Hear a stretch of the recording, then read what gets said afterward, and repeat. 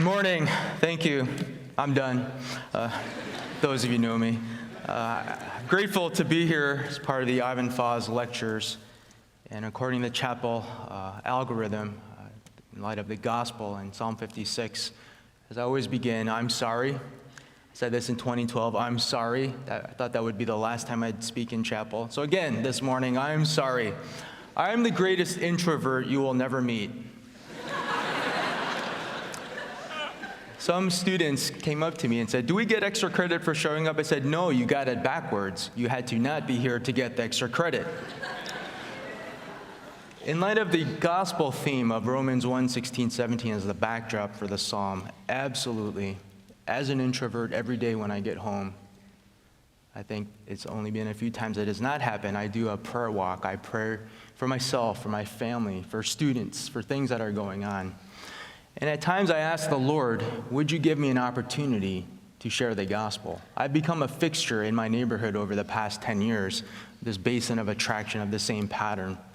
Sometimes it doesn't go as I would like. I remember there was a time a kid started yelling at me, "Konnichiwa, konnichiwa," as I kept coming closer. I said, why are you yelling konnichiwa? He said, I thought you were Chinese. I said, I'm an American. And he looked at me with this puzzled look. You ever made a kid so bad, you want to spank the parents? In the face?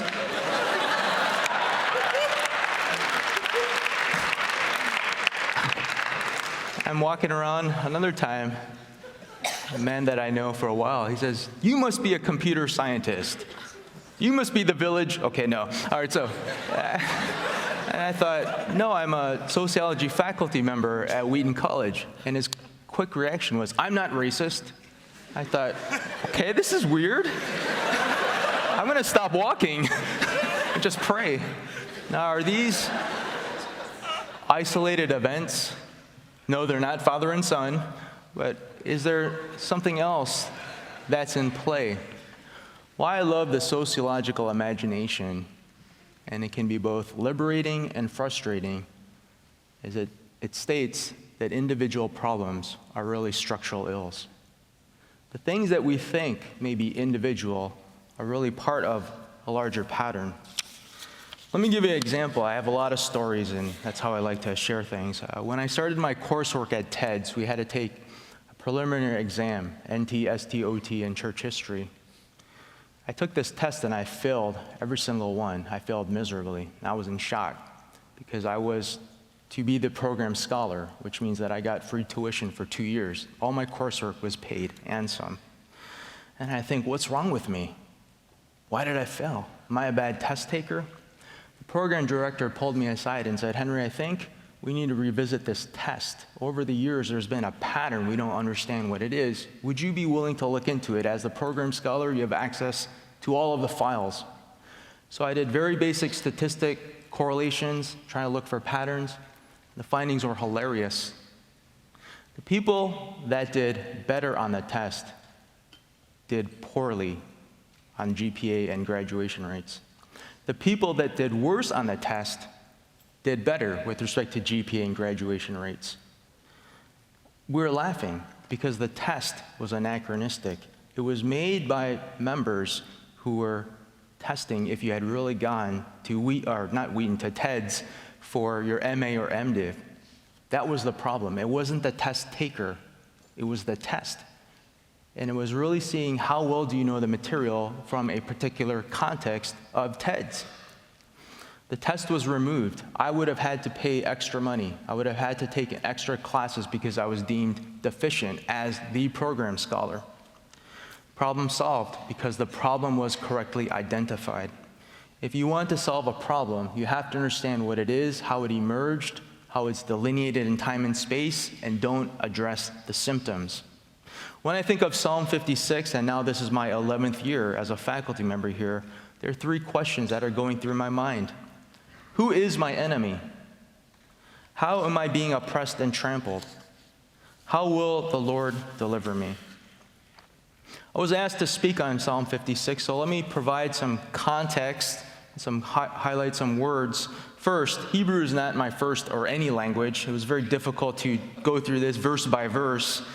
The heading in the NASB, that's the version I'll refer to, is actually the first verse in the Hebrew text. So right there, I'm off by one when I'm looking at certain commentaries, and I'm even making an attempt to exegete the passage. Second, I have no idea what verse 1 in the Hebrew text or the heading is saying. One commentary notes, quote, "From the title, we learn that the next 5 psalms are a miktam, a very obscure word. The obscurity continues in the Hebrew text of Psalm 56, which is particularly corrupt." Thank you, redactors. Third problem, in the BDB, I forgot that for psalm, you have the psi symbol, the psi, for the psalm references. So I'm fishing through my Brown Driver Briggs lexicon. Oh yeah, that's what the psalm, it doesn't say PS, it's the psi. And then it says this of miktam, a terminology technical in psalm titles, meaning unknown. This is not going anywhere, so I'm emailing, do you really want me to talk on, I can't even get past the first verse. Fourth, is this to be interpreted from an individual or collective people? The Septuagint states that the readings concern the people removed from the sanctuary. Aramaic readings for the community of Israel. It appears to be a both and. If you read Psalm 56 and the text within the context, passages before and after, you can see that David is in a very difficult position. He's begging God to have deliverance from enemies. One commentary notes, quote, "And what may give us the greatest reason to sympathize with David is that it is at this stage he had to cope with such unremitting stress alone." Alone. I don't know if you've ever felt, Lord, I'm being trampled on. I'm being pummeled. I'm under surveillance. And I feel so alone. That's why I think implicit is the sociological imagination. It's not you alone, but others like you. That's why the last time that I thought would be my last time, 2 Corinthians 1, 3, 4 says that if you have a hurt, God comforts you to comfort others who are going through the same thing. It is collective, it is structural, it is societal. All right, I'm going to make an attempt to butcher this text even more. I can't do any worse than some of these redactors, right, with respect to miktam. All right, so the Hebrew text.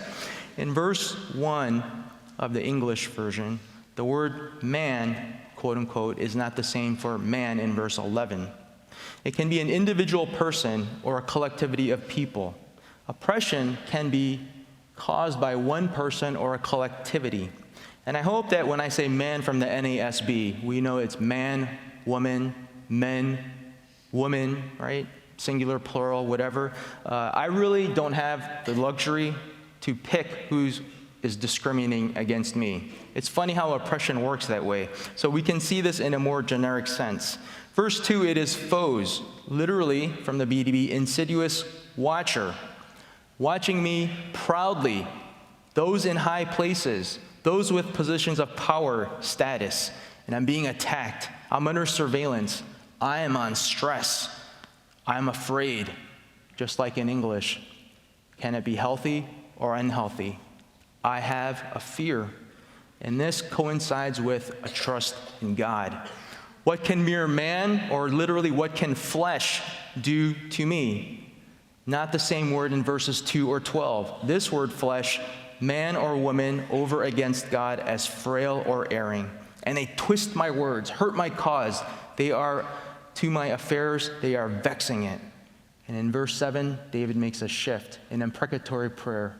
Lord, in anger, cast down this wickedness. In anger, it's a cultural expression of God's nostrils or face changing. In anger, would you do this? If you look at the word for wickedness and flip some of the vowels, it can be trouble, sorrow, or wickedness, or vigor, or strength. And there's a similar juxtaposition in the Aramaic text. Sum up, in verse 1, the enemy may be ambiguous. When we flesh out 2 through 7, it's not individual. The enemy is collective. David's suffering is also inversely related to another's well-being. In sociology, we would say these are asymmetrical relationships of opportunities and constraints. And this is why David is saying, Lord, be angered and do something about this. So again, I ask, who is my enemy? How am I being oppressed and trampled? How will the Lord deliver me? Is it me as an individual or others like me who look like me? So I'm going to engage in a phase transition and say some of the blessings that I have received, particularly in working with some students, and bring this a little bit full circle before I get fired, pretty much. That's what's going to happen, as some of you heard in my class. I remember meeting with this student, and as she was working through her biracial identity here at Wheaton, there were some painful moments, and we had some really honest conversations in my office. And eventually she applies to law schools, and I just notice, as an INTJ, I don't always know the reason why, the algorithm that's causing it, but I sometimes see the symptoms. I said, "Why are you so stressed? Come in my office, let's talk." She says, "I don't know how to articulate this." I said, "Just flesh it out. What is it?" She goes, "I don't know." She's being 100% serious, if I should go to Harvard or Yale Law School. I said, "What?" She said, "I got accepted to both Harvard and Yale, and I'm stressed out." I said, "Get out before I choke you." And then she said, "Can I share one more thing?" I said, "No, get out." She said, "I got to share one more thing." I said, "What is it?" She goes, "I got accepted to all 8 law schools that I applied to." Get out now. I remember there was another student. She was learning about race, ethnic relations, and reconciliation.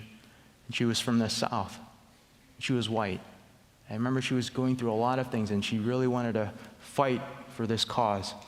And as I got to hear her, I noticed that there was a lot of pain in her home and in her family. I said, I think properly you should be right with the Lord, and then think about family unit of analysis, and then think society structure. Maybe this is something you want to take care of. And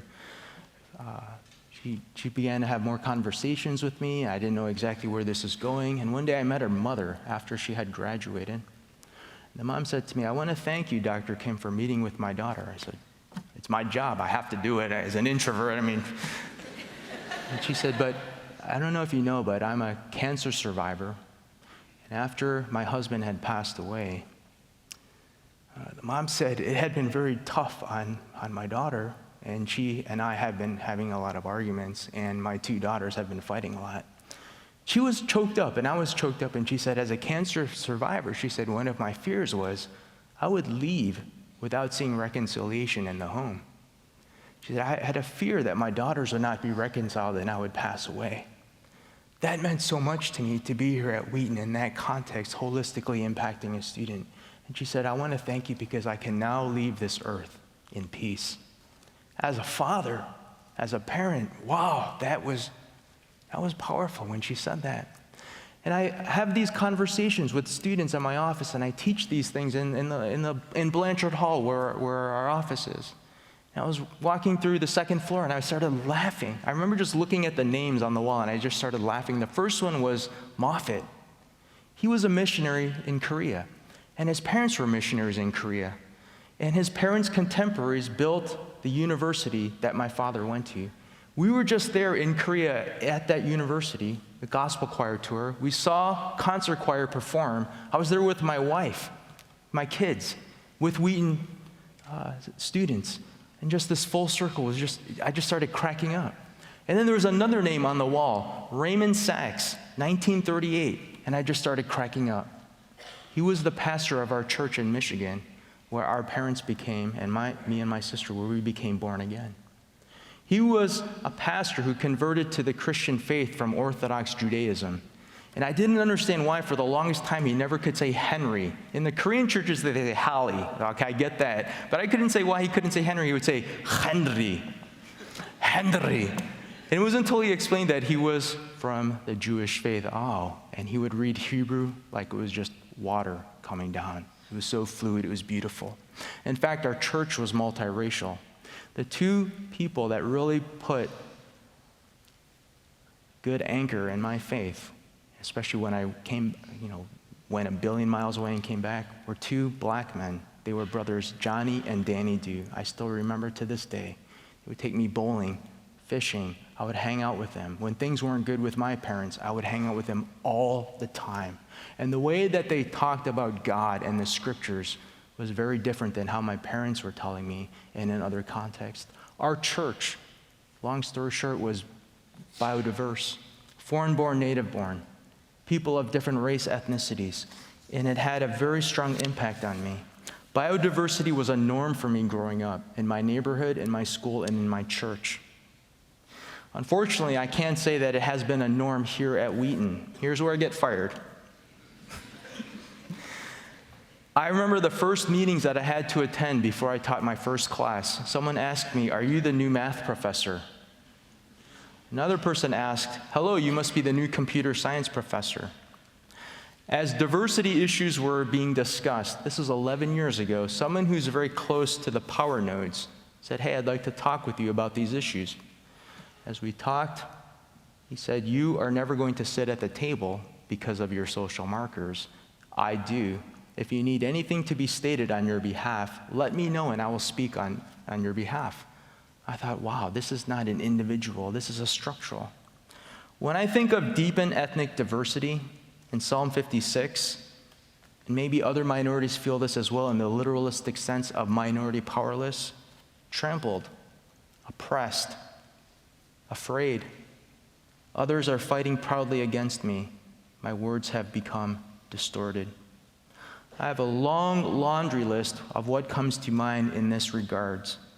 Iatrogenic, anachronistic, irrelevant, paternalistic social closure, trying to change values, axiology, and epistemology knowledge without changing the structure ontology.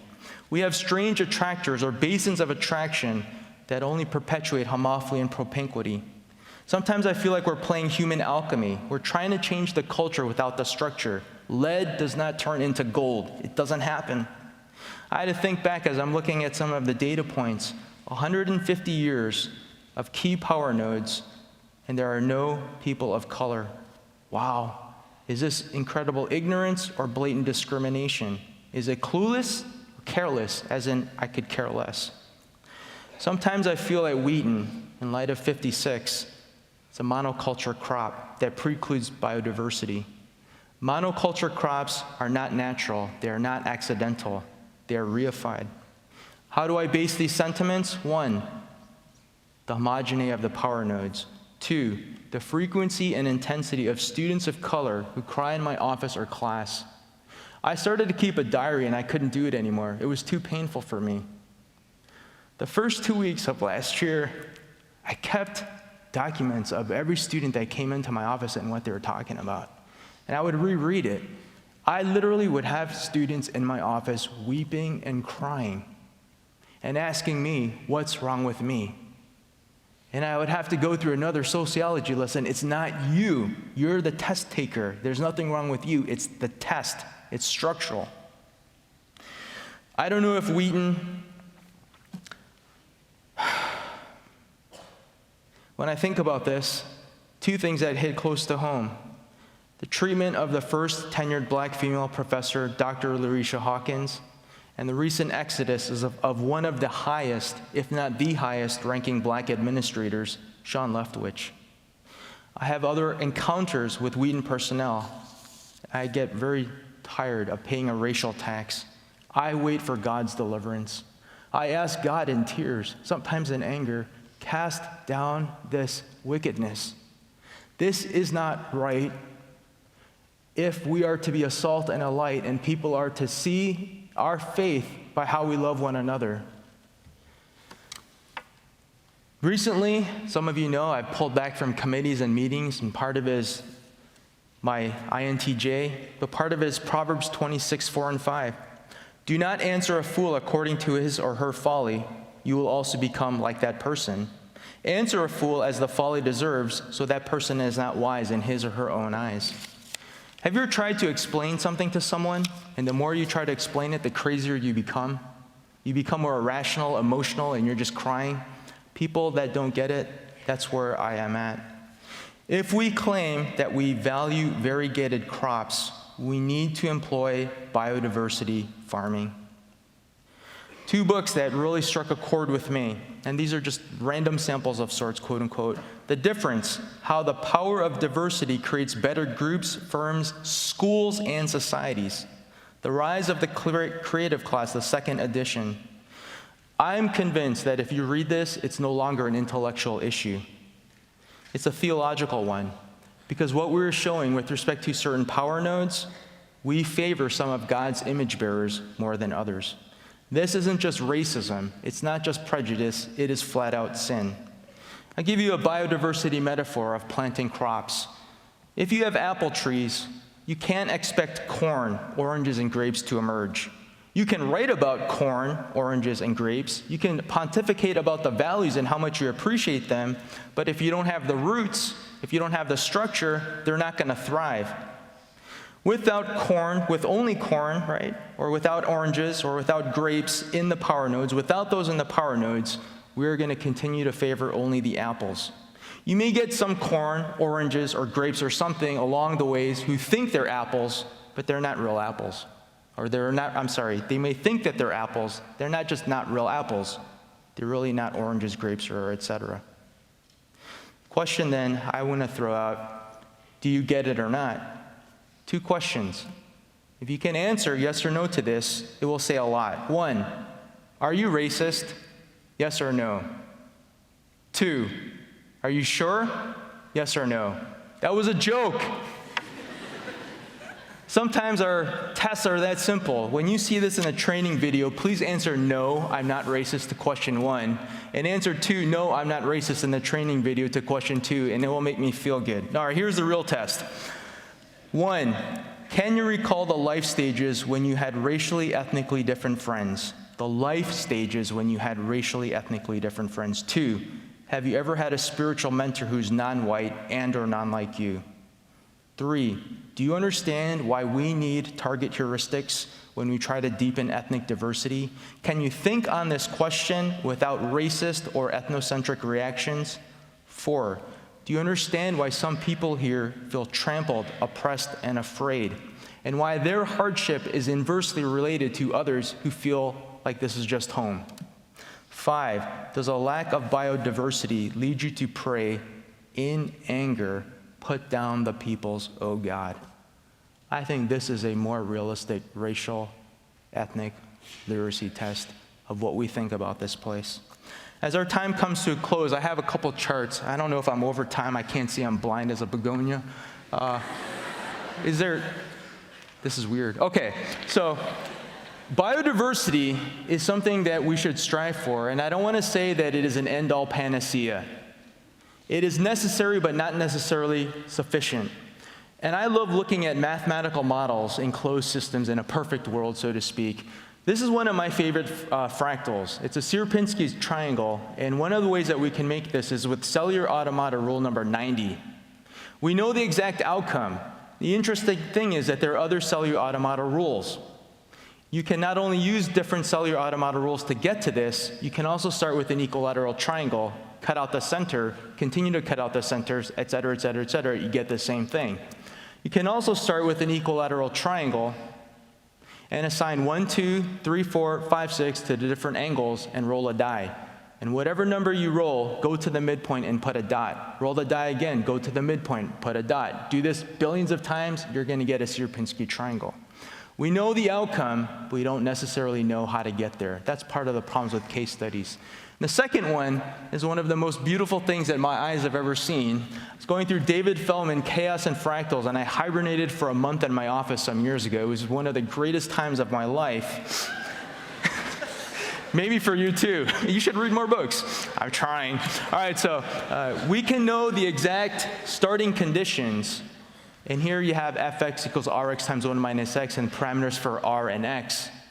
The r value stays fixed. The x, the output, becomes the input. We know the exact starting conditions, delimited variables, and you're going to get one of 3 things: a fixed point, bifurcations, or a chaotic region.